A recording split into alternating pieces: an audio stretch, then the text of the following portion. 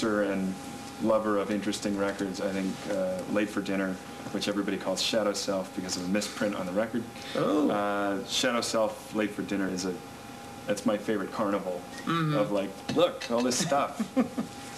Interesting records, look. So, at this stage, it's probably a good time to ask you some about where we are now.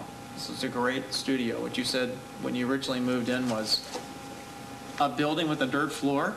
Oh yeah, this was Lawnmower and Garden Supplies, and it still is actually. I call this studio Lawnmower and Garden Supplies. It was a brick box with a dirt floor and a lot of manure stacked up in the corners. Garden Supplies. Yeah. And I got it cheap, and I shoveled the dirt into gigantic trash bags and hauled it away, and it still smells like manure in the floor, but it's a good place to work. It's home. I need an environment where I don't have to look at my watch because I don't do good things. I have facility enough that I can throw down something and play it correctly and play it in time. But that doesn't make good records. What makes good records for me is when you capture a performance or you get some feeling that you get on tape and that you can't plan for it. Like sometimes you get in the first take, sometimes it takes 3 days of too much drinking and whatever else, and then you go, ah, that's the performance, that's the one. Tears of Audrey, which is on Thud, took days, just because I could not shake the musician in my head that says, that note's in tune, that note's not in tune, and you start singing like that, oh, I gotta sing up to that note and down to that note, and it doesn't sound natural anymore, and the feeling of the song gets lost in the musicianship of the song. So this place allows me to be indulgent like that. Sure. Do you do projects other than your own? Oh yeah, sure, I have to. If I just do my own stuff, I get really stagnant. So I try to get involved in as many different kinds of records as possible. I'll mix bands that I like, independent projects, I'll mix records for them. I'll produce records for people, and sometimes I'll take on bands that I don't like, just so that I can find out what's good about it, like in the process. Right. I'm doing this record with this band, the Rubinoos, which is they're a bubblegum pop band. And I never liked bubblegum pop, I never understood it, and then now I like it. Now I understand what's good about it, because these guys, they're so sincere about these boy-girl tunes, like out there singing them. So I do that, and then I work on other people's records too. I play as a musician I'll play in anything, pretty much. Okay, we'll put that down and hold you to that. I was going to ask you about training. I mean, it seems like you work with some of the great producers, with Pat Leonard and Bill Bottrell, but now, I mean, you're obviously a pretty strong producer on your own. Do you owe, obviously a lot of your sound is based on your musicianship and songwriting ability, but as I look around this very strange room. That's my girlfriend, O'Reilly. Hello. Hi. You can come in. Don't be shy. I see some relatively... That's Sintra. Hi. Hi. And see some relatively unusual pieces of gear lying around. Are there, from a studio standpoint, are there particular things that you just have to have? If you went to another studio, you would have to take this microphone with you, or this limiter with you, or what are the things you must have? I have a U47 that's a tube mic. That is mine. It's like my tube mic, and my vocal sound comes out of that mic, and that's about it. I can't get it off of anything else.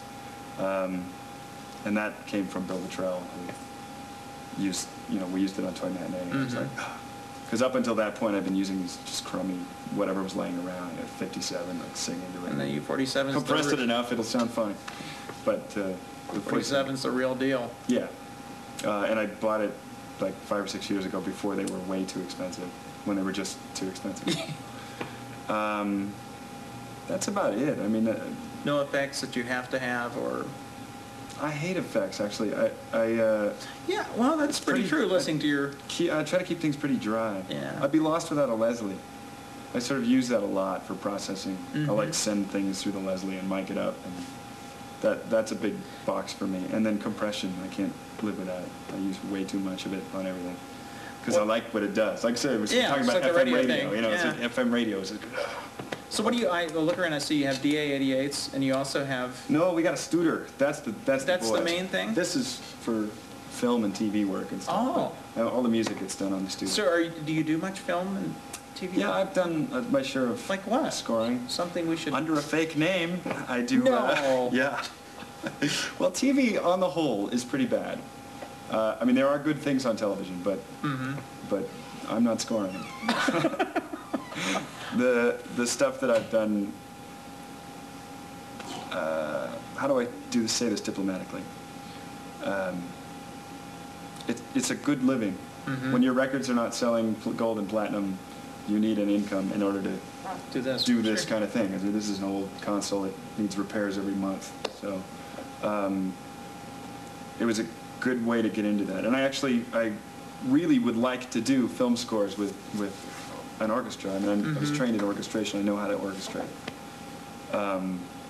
But thus far I haven't been, most of the time with TV, it's like, here's 1 week, give us a score. There's no time to do it with an orchestra. There's no time to do it. There's no money to do it with an orchestra. So do you stay relatively busy doing that, though?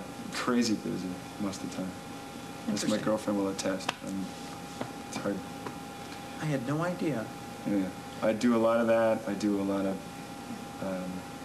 and then I have to take time out to just read sometimes, which I haven't done for quite a while right now. And I'm in the middle of making a new record, and I'm, as soon as you start coming up short lyrically, it's like, oh, I better go get some input somewhere. I better go just take some time out and do some reading, because... Oh, that's a good thing to ask. So you have a new record coming out. How far along are you with that? I'm about halfway through. I mean, what usually happens is I'll write a bunch of songs, and I'll know that this is the record. And I'll start recording it, and about half of them will just be crap, and I'll have to erase all of them and start again.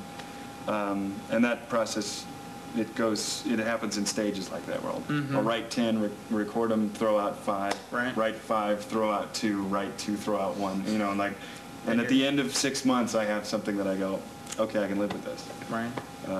I'm never really happy about them when I'm done, but I get to a point where I either can live with it or I know I can't make it any better at this point, so I'll just put it out. So right now I'm about halfway through that process, I think. Good. So maybe we can, in 97, we can look for something. Actually, I hope before then, yeah. I'd like to try and get it out by the end of summer.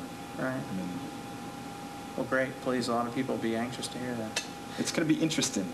It's a rock opera. A rock opera? Yeah. Really? I was fascinated by people who try to tell stories.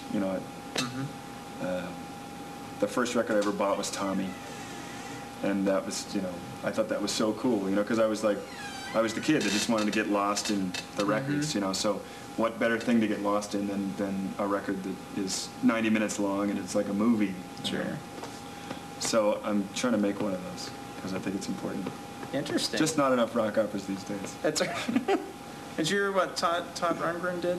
No. He did a little, I guess it was for a stage performance, like a theatrical performance. Actually, it's pretty cool.